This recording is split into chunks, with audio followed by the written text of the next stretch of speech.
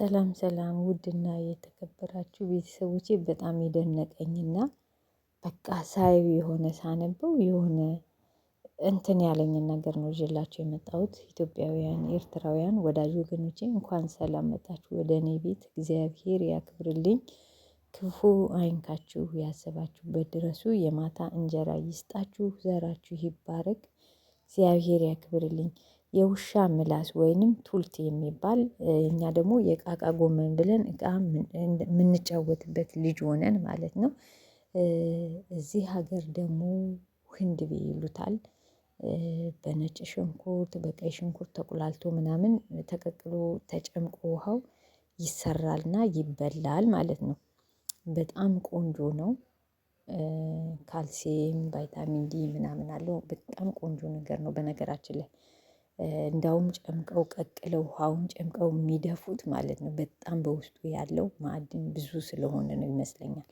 እና የሁላችሁ ይሄን ነገር በየጓሯችን ነው የሚገኘው። ኢትዮጵያ እንደው እኛ አንከታተለውም እንጂ ማለት ነው። ይሄ ቅጠል ግን ለአስምና ለሳል ለጉሮሮ ህመም ስሩን ወቅጦ ዱቄቱን ነፍቶ የእንቁላል ቢጫውን ጥሎ በነጩ በመለወስ ጠዋትና ማታ ለብዙ ቀናት መውሰድ ጥሩ ነው። ለማድያት እንዲሁም የፊት ቆዳን ለማሳመር ቅጠሉን በእሳት እያሞቁ ፊትን ማሸት። ብዙውንም ደግሞ ወቅጦ ዱቄቱን ከቅባት ጋራ ቢቀቡት ፊትን ያሳምራል፣ ቆንጆም ያደርጋል። ለቁርጥማት ፍሬውን ደቁሶ በማር መውሰድ ነው። ጊንጥም ቢነክስ ጥሩ ነው፣ አያምም። ለአይን ማዝ አይን ለሚያለቅስ ስሩን ከተፈተገ ገብስ ጋራ ከምስር ገለፈት ጋራ ወቅጦ በቅቤ አንጥሮ አይንን መቀባት። ሆድንም ለሚነፋው ሰው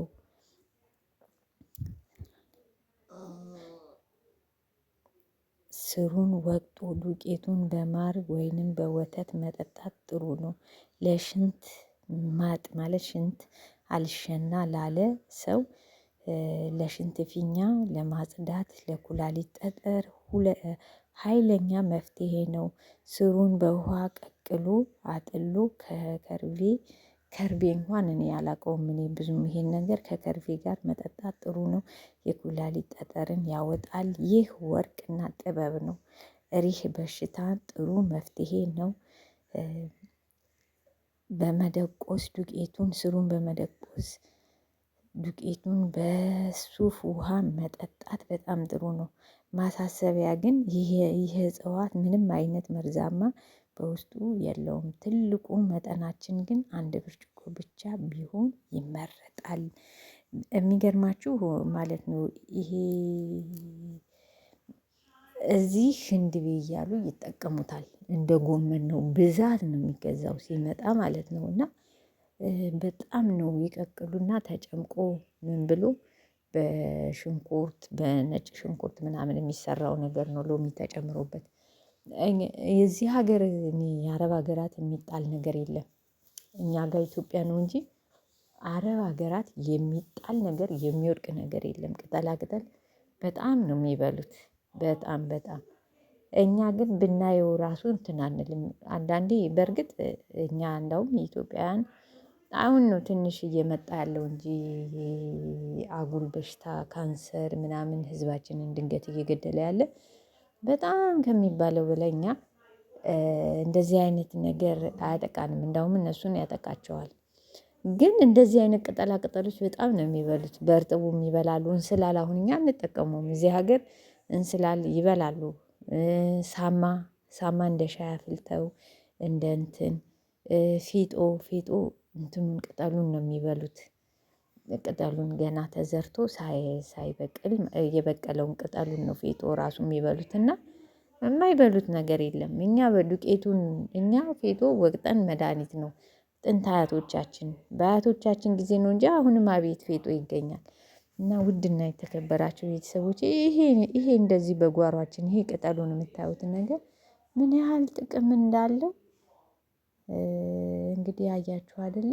ግን አንዳንዴ እኔ የሀበሻ ነገሮችን ምንድነው ተለምዶ አድርገን አሁን ሻይ ናና ብንጠጣ እንስላል ብንጠጣ የሳማ ሻይ ብንጠጣ፣ የቅርንፉድ የስጋ መጥበሻ አለፍ አለፍ እያልን ብንጠጣ ብዙ ጥቅም እናገኝባቸዋለን ሳናበዛ ማለት ነው። ሳናበዛ አንዳንድ ቅጠል ጣል አድርገን ማለት ነው።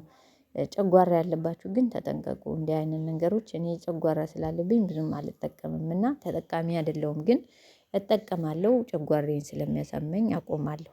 እና ውድና የተከበራችሁ ቤተሰቦቼ እንግዲህ በሌላ ተመልሼ እስክመጣ ይሄ ይጠቅማችኋል ብዬ ነው። አንዳንዴ ሳነብ ምንም ስልም ተጨንቄ እንትን ስለምል ሰዎች የቤት ስለሚሆኑ እንደ ድሮ እንትን አልልም።